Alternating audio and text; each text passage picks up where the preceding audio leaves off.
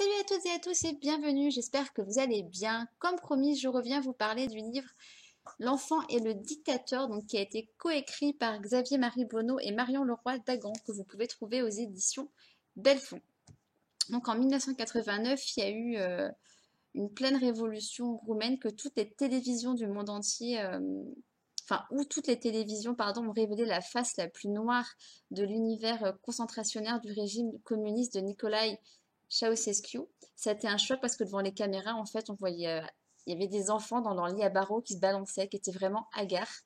Et donc nous avons Marion, qui a coécrit ce livre, qui est née dans cette dictature, qui a été abandonnée par sa mère alors qu'elle n'avait pas un an, et elle a été placée dans un orphelinat, pardon, de Ceausescu. Alors, parce que le dictateur, il interdit l'avortement, il réprime la contraception et force les naissances. Son seul but est de peupler son pays au forceps d'une politique nataliste redoutable dont la formule, je cite, si vous ne pouvez pas vous occuper de vos enfants, l'État s'en chargera. Donc ça en dit beaucoup sur ses intentions. Et donc, cette histoire, celle qui est racontée dans ce livre, c'est vraiment celle de Marion, qui est en pleine quête d'identité, une recherche de soi, après une enfance qui a été amputée, puisqu'elle a été adoptée à l'âge de 6 ans par un couple de Français, et elle n'a eu cesse de retrouver ses parents biologiques et de se reconstruire. Voilà, donc là, je vous parle, je vous dis honnêtement, j'ai beaucoup lu ce qui est écrit sur la quatrième de couverture, je pense que vous l'avez compris, mais c'était compliqué pour moi d'en parler autrement.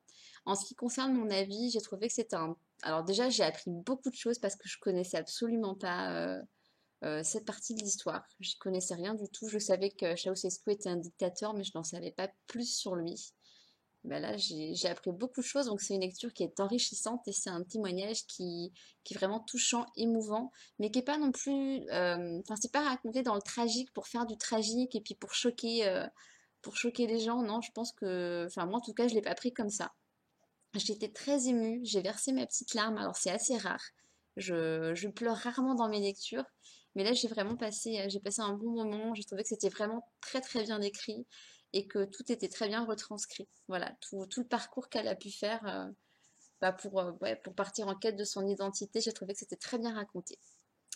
Voilà pour mon avis. Donc n'hésitez pas à le découvrir parce que c'est vraiment... alors, je ne suis pas du tout adepte de ce genre de lecture d'habitude, hein, vous le voyez sur ma chaîne. Mais là, j'avais envie de le découvrir parce que j'ai vu qu'il avait été coécrit par Xavier-Marie Bonneau et que c'est un auteur que j'aime bien. Et je regrette pas. J'ai passé un bon moment. Je l'ai lu en un petit peu moins de 24 heures. J'ai appris plein de bonnes choses, plein de belles choses, plein de nouvelles choses. Enfin, des belles choses, non, pas forcément, mais plein de nouvelles choses. Donc voilà, moi, quand je sors enrichie d'une lecture, je suis toujours contente. Alors, n'hésitez pas à le découvrir. Si vous l'avez découvert, n'hésitez pas à me laisser un petit commentaire. On pourra en parler ensemble. Et bien voilà, je vous invite donc à liker ma vidéo et à la partager si le cœur vous en dit, et à vous abonner à ma chaîne. Moi, je reviendrai très vite avec une nouvelle lecture, je ne sais pas encore quoi, puisque je viens juste de terminer celui-là et j'ai pas encore choisi ce que j'allais lire.